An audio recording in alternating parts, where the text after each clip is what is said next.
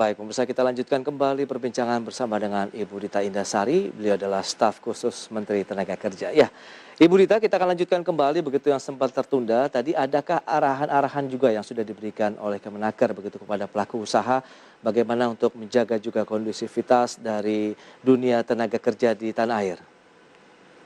Ya, yang paling penting itu sebetulnya adalah mengupayakan agar PHK bisa ditekan seminimal mungkin. Jadi sejak 3 Juli Oke.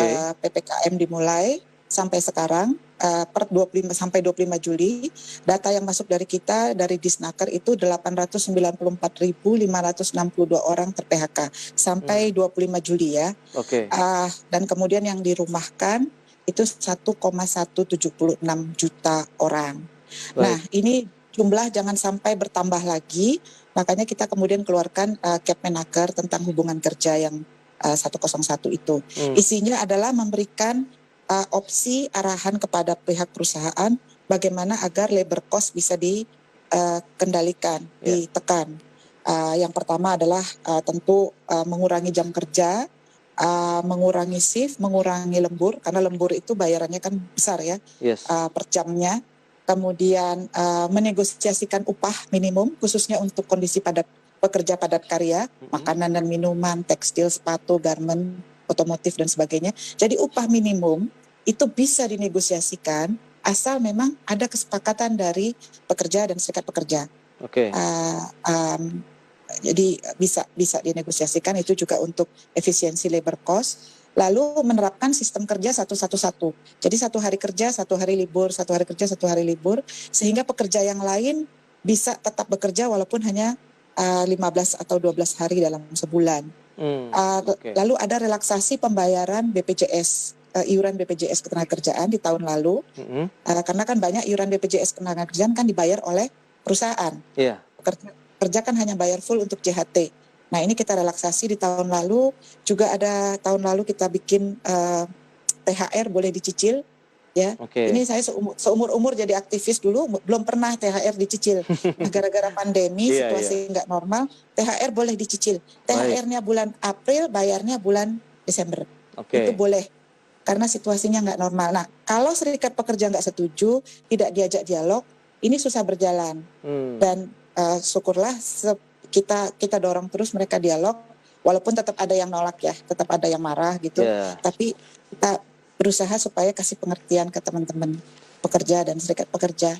Sejauh ini bisa sih kita optimalkan ya relaksasi itu untuk Betul. mengurangi PHK. Itu Kalau dia. enggak PHK-nya udah lebih besar lagi Nah, itu dia. daripada Ini terkait dengan kondisi ketenaga 294. kerjaan di Indonesia, Ibu Dita, saya akan sampaikan dulu infografik ini untuk pemirsa ID Eksternal ya, Bu ya.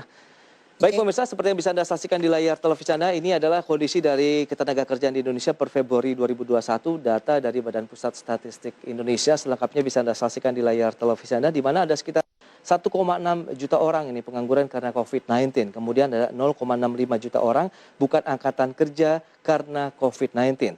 Adapun sekitar 1,11 juta orang yang tidak bekerja karena COVID-19 dan 15,72 juta orang bekerja dengan pengurangan jam kerja. Ini kalau kita bicara mengenai penduduk usia kerja di Indonesia, ini per Februari sudah mencapai 205,36 juta orang dengan 9,3% yang terdampak COVID-19.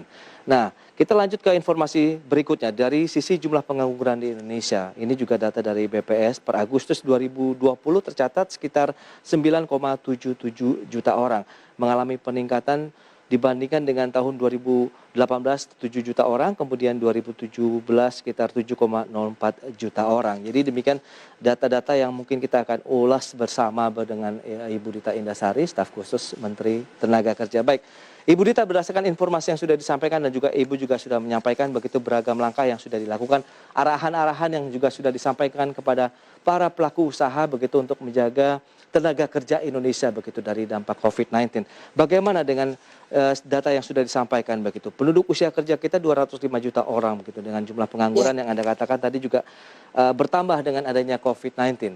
Apakah ini juga sudah terjadi sinergi yang baik lah antara pemerintah, dunia usaha dan juga pekerja atau tripartitnya, Bu? Ya, makanya kan banyak orang mengkritik ketika kita menerapkan PPKM darurat yang lebih keras ya. Iya. Orang bilang ya kalau mau konsisten ya sekalian aja lockdown, tutup total ya untuk mengatasi penyebaran COVID. Tapi opsi yang kita ambil adalah tidak melakukan tutup total tapi selektif. Kenapa? Nggak ditutup total saja, itu ada 15,7 juta pekerja yang sudah mengalami penurunan penghasilan. Ya Oke. kan? Itu Agustus 2020, Februari 2021. Iya. Kalau kita tutup total lagi, ini jumlahnya bisa naik 2 kali lipat. Ya, Agustus 2020, 1,5 juta pekerja garmen itu ter-PHK. Oke. 1,5 juta lebih pekerja garmen tekstil. Nah, makanya kemudian kita ambil opsi yang tidak drastis menutup semua, tapi selektif. Sektor-sektor yang mana yang paling signifikan dalam tenaga kerja dan pelayanan umum itu tetap dibuka dengan prokes. Nah, ini ada satu hal yang menarik ya, informasi dari dinas-dinas tenaga kerja. Itu mereka sampaikan kepada kami bahwa mayoritas pekerja itu tertular bukan di tempat kerja.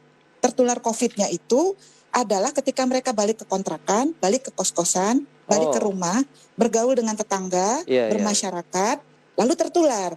Kemudian bawa ke perusahaan, teman-temannya ikut terkena. Jadi memang prokes di perusahaan itu lebih mudah dijaga, dipantau, diawasi, ketimbang prokes teman-teman kita di kos-kosan, di kontrakan. Nah, makanya kemudian seketat apapun kita jaga prokes di perusahaan, kalau di tempat tinggal sehari-hari kesadaran menggunakan masker dan sebagainya itu tidak kuat, maka jadinya seolah-olah ini tertular di perusahaan gitu. Jadi itulah kenapa kemudian kita tetap memutuskan ada sektor-sektor yang dibuka, ada sektor-sektor yang memang ditutup total, ada yang setengah buka setengah tutup 50% pekerja. Nah, ini yang menarik, kepatuhan menggunakan masker itu sudah 82% lebih. Jadi sisanya 18% masih bandel, tapi 82% itu masyarakat Indonesia sudah mulai ngerti bahwa dengan masker aja itu sudah bisa mengurangi, menekan positivity rate. Ya, mudah-mudahan ini bukan hanya di perusahaan ya, tapi juga di tempat tinggalnya pekerja. Baik, bicara mengenai Kemenaker juga menerbitkan aturan ya dari keputusan Menteri Tenaga Kerja nomor 104 tahun 2021 terkait dengan hubungan kerja di masa pandemi COVID-19. Nah, ini mungkin bisa dijelaskan atau dijabarkan lebih jauh begitu dengan aturan ini, Bu.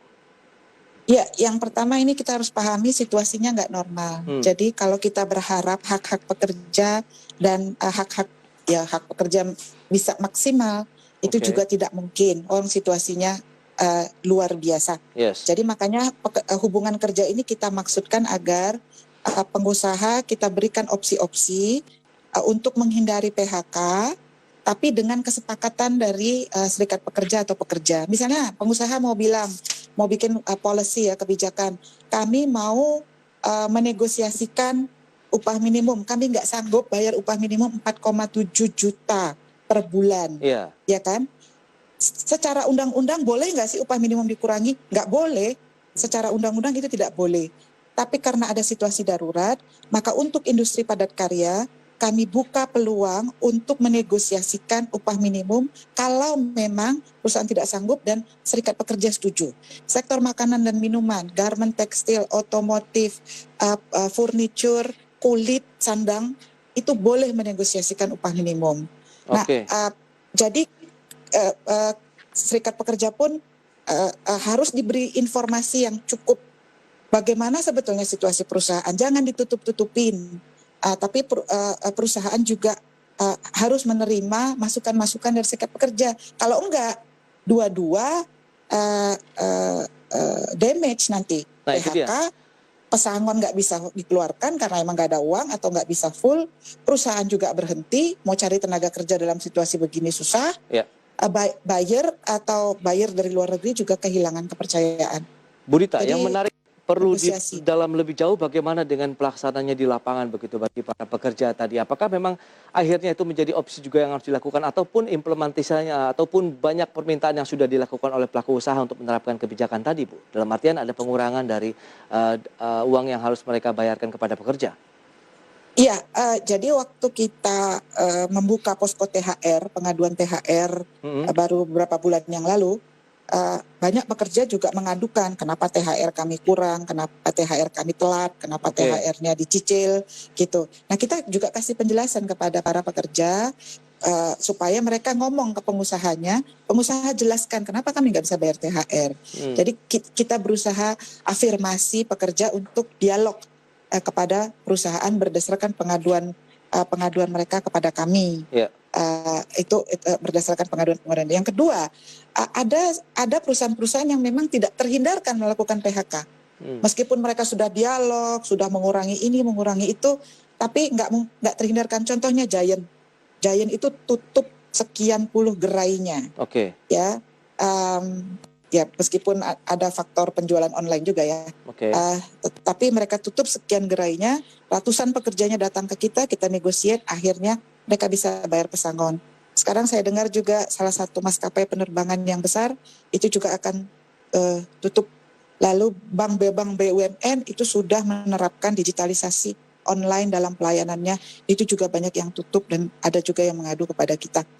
Nah itu dia, lantas kehadiran dari Kemenaker dengan posisi seperti ini, itu kan upaya ataupun inovasi yang dilakukan oleh perusahaan-perusahaan agar bisa bertahan di tengah pandemi ya, dengan masuk ke digitalisasi. Sementara kita tahu digitalisasi berarti ada lagi nih pengurangan dari kegunaan ataupun kehadiran manusia begitu di sana Ibu, atau pekerja. Iya, pertama memastikan agar damage-nya tidak terlalu berat bagi anak-anak yang ter-PHK itu. Jadi sedapat mungkin kita minta perusahaan keluarkan pesangon. Berapa mampunya, didialogkan dengan teman-teman. Kalau nggak bisa sesuai aturan, berapa mampunya, didialogkan. Itu lebih baik daripada terjadi keributan, pesangon nggak dapat, perusahaan tutup total. Ya, jadi dialog yang kita utamakan, kita dorong kepada kedua belah pihak. Meskipun kadang-kadang ya memang sudah dialog, kemudian mentok jalurnya jalur pengadilan, tapi itu sangat-sangat sedikit.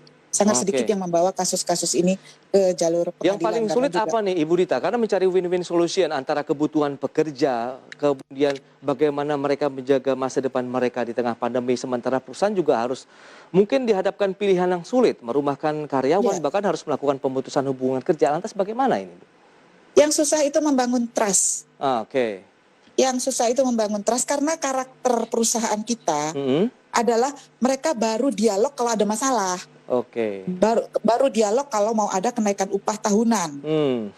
Jadi masalahnya udah numpuk, begitu dialog ya nggak selesai, deadlock. Harusnya dialog itu menjadi habit kan, setiap bulan sekali bikin dialog. Ada nggak ada masalah dialog. Jadi kalaupun ada masalah cepat diatasi, kalaupun nggak ada silaturahminya bagus. Perusahaan kita ini karena ya sering begitu, tunggu ada masalah baru ngomong.